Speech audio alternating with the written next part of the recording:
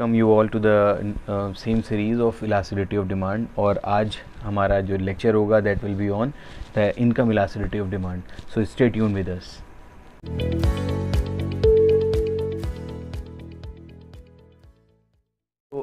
Today's lecture is all about income elasticity of demand. जिस तरह से हमने बात की थी कि what is elasticity of demand, तो हमने जाना था that elasticity of demand refers to the degree of responsiveness of the quantity demanded to the change in the determinants. किस तरह से किसी भी कमोडिटी की डिमांड उसके अपने डिटर्मिनेंट्स को रिस्पॉन्ड करती है, उनके चेंजेस को रिस्पॉन्ड करती है, किस तरह से कोई भी फैक्टर चेंज करता है और उसकी वजह से डिमांड में क्या चेंज आता है, that was studied in the elasticity of demand. आज हम बात करते हैं income elasticity of demand, means the degree of responsiveness of the quantity demanded to the change in the income of the consumer. क्योंकि income एक determinant है demand का, तो किस तरह से डिमांड में चेंजेस आते हैं, किस तरह से डिमांड रिस्पॉन्ड करती है जब कंज्यूमर की इनकम में चेंजेस आते हैं। तो इनकम इलास्टिसिटी ऑफ डिमांड में हम लोग ये स्टडी करते हैं कि how the demand of the commodity of the consumer is changing with the change in the demand of the consumer. तो इसके बारे में हम लोग बात करने से पहले जानते हैं आगे इसकी डिफिनेशन हमारे सामने बोर्ड पे गिवन है, आपके सामने बैकड्रॉप पे। देन इसका फॉर्मूला है percentage change in quantity demanded upon percentage change in the income of the consumer. Similarly ये तो परसेंटेज का फॉर्मूला हो गया। Along with the percentage screen पे प्रोपोर्शनेट मेथड का फॉर्मूला भी गिवन है, that delta Q upon delta Y into Y upon Q. Delta Q resembles the change in quantity demanded upon delta Y means change in the income into Y upon Q. We are moving forward. What are the types of income elasticity of demand? So the first type is positive income elasticity. Positive जब भी word इस्तेमाल किया जाता है economics में, that means the changes is in the same direction. अगर दो commodities या दो डिटर्मिनेंट्स हैं, दो फैक्टर्स हैं, तो they are changing and the directional change is positive, means दोनों एक ही दिशा में आगे बढ़ रहे हैं। Now if you are talking about the income of the consumer and the demand of the commodity, ये दो डिटर्मिनेंट्स हैं और ये दोनों डिटर्मिनेंट्स सेम डायरेक्शन में आगे बढ़ रहे हैं। Means if the income of the consumer is rising along with the increase in the income, the demand of the commodity is also rising. Means ये दोनों चीज़ें साथ में बढ़ रही हैं, तो this is known as positive income elasticity. As far as the definition is concerned, you can say that with the increase in the income of the consumer, if the demand of the commodity is also rising, that means it is positive income elasticity. It shows positive income elasticity of the demand. Under the positive income elasticity, तीन बातें और आएंगी इसके अंदर, आप screen पे देख सकते हैं। The first is income elastic, means the change in the demand, the change in the quantity demanded is greater as compare to the change in the income. Income में चेंज कम आएगा और डिमांड में change अगर ज़्यादा आ जाए तो वो कमोडिटी इनकम इलास्टिक कहलाती है। ऐसी कोई भी कमोडिटी हो सकती है, मैं कई बार इस बात को बता चुका हूँ कि it depends upon circumstances, it depends upon the mental horizon of the particular consumer, it depends upon the income of the particular consumer, कि वो किस तरह से react करता है। बिकॉज इकोनॉमिक्स में साइकोलॉजिकल स्टडी भी बहुत इंपॉर्टेंट है। ज़रूरी नहीं है कि जो चीज़ एक बार एक के साथ हो रही है वो हर एक के साथ हो। अगर कोई कमोडिटी किसी के लिए नेसेसिटी है, ज़रूरी नहीं वो सबके लिए नेसेसिटीज़ हो। इसी तरह से अगर किसी कमोडिटी की डिमांड इलास्टिक है किसी कंज्यूमर के लिए, तो दूसरे के लिए वो इन इलास्टिक भी हो सकती है। तो अगर किसी भी कमोडिटी की डिमांड proportionately ज़्यादा बढ़ जाए as compared to the rise in the income, so that is known as income elastic demand. So what is income elastic demand? That when the change in the demand is greater as compared to the change in the income, that is known as income elastic demand.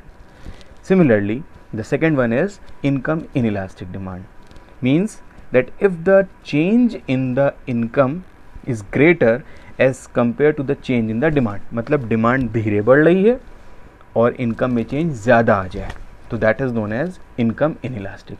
तो कोई भी commodity जिसके साथ ऐसा हो कि उसकी demand में चेंज कम आए और उस as compare to the change in the income of the consumer, income में चेंज कम आ रहा है और डिमांड में चेंज ज़्यादा आ रहा है, तो वो कहलाएगा income inelastic demand. And the third is unitary elastic demand, means the proportionate change in the income of the consumer is same as the change in the demand of the commodity. Commodity की demand में उतना ही change आता है, उतना ही percentage या उतने ही proportion में change आता है जितने प्रपोर्शन में इनकम बढ़ती है।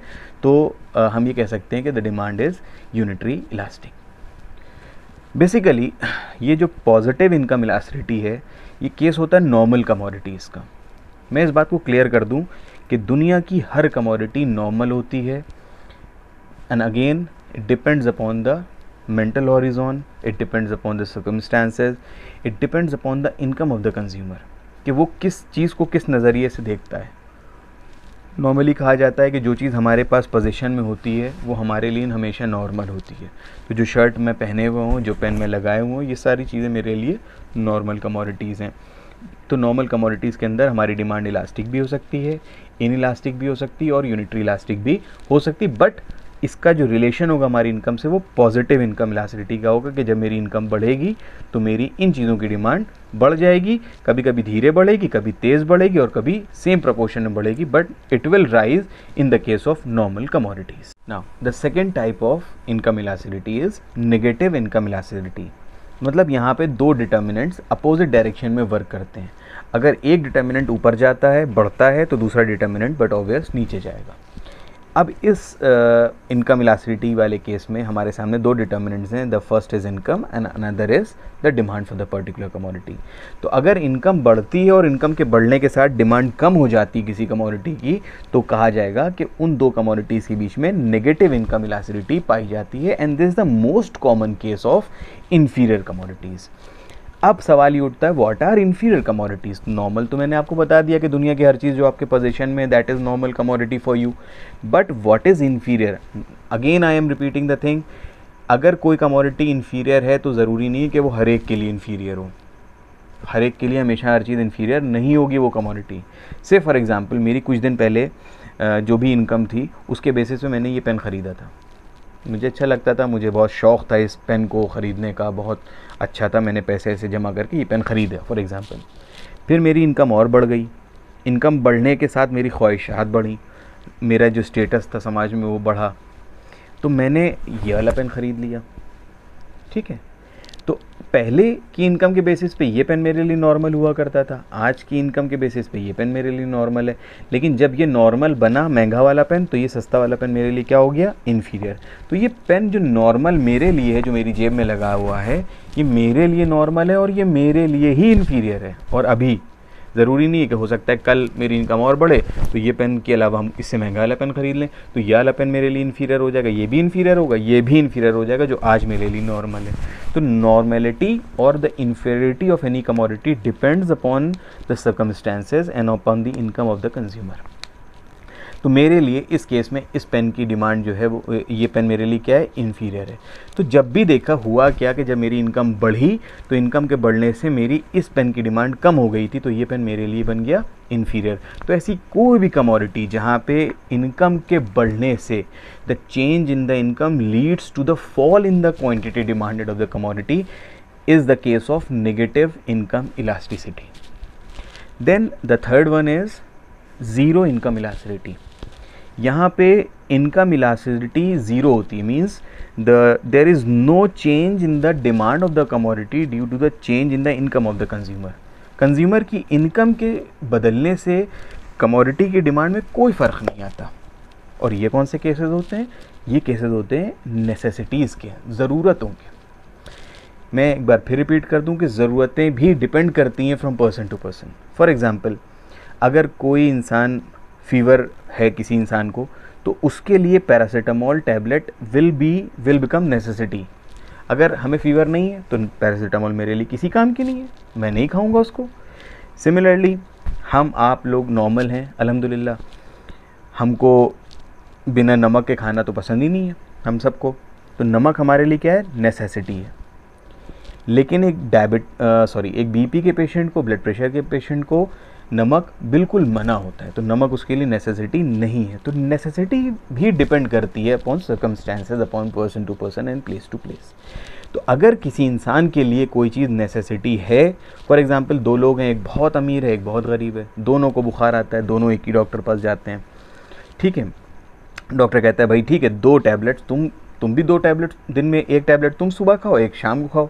अमीर से भी कहेगा तुम 1 सुबह खाओ, 1 शाम को खाओ। तो अब अमीर उस पर ही नहीं कह सकता कि भाई गरीब से भी तुम 2 टैबलेट खा रहे हो, हम तो बहुत अमीर हैं, हम तो 4 टैबलेट खाएंगे। ऐसा नहीं है कि आपकी इनकम के बढ़ने से डिमांड बढ़ जाए। Demand will remain the same. 2 tablet हैं दिन की तो 2 ही टैबलेट खानी है, चाहे आपकी इनकम कम हो चाहे आपकी इनकम ज़्यादा हो। अब नमक है, 1 चुटकी बहुत होता है नमक खाने में, 2 चुटकी बहुत हो जाएगा। ऐसा नहीं है कि जो अमीर है वो 1 मुट्ठी डाल रहा है नमक, पूरी पूरी मुट्ठी डाल ले दे रहा है कि मैं तो बहुत अमीर हूँ, मैं 1 मुट्ठी नमक डालूंगा, और गरीब आदमी कह रहा है मैं चुटकी डालूंगा। तो ऐसा नहीं है कि जो चीज़ नेसेसिटी है उसकी डिमांड बदल जाएगी इनकम के बढ़ने के साथ। तो demand will remain same, demand will remain unaffected, either your income is more और योर इनकम इज़ लेस। तो ये these are the types of income elasticity. किस तरह से हम इसको रिलेट कर सकते हैं with the normal, in the normal word, हम उसको एक रियल एग्जांपल्स को किस तरह से सॉर्ट आउट कर सकते हैं, पॉइंट आउट कर सकते हैं, ये मैंने आपको बताने की कोशिश करी। अगर अभी भी कोई क्वेश्चन छूट गया हो जो आपको समझ में ना आया हो तो you are free to ask. और इसके अलावा अगर आप हमसे कुछ चाहते हैं एक्सप्लेनेशंस तो आप हमको पर्सनली कमेंट्स में मैसेज कर दीजिएगा या पर्सनल मेरे व्हाट्सएप पे मैसेज कर दीजिएगा, I will answer them. Till then, stay home, stay safe, take care, be happy. Thank you.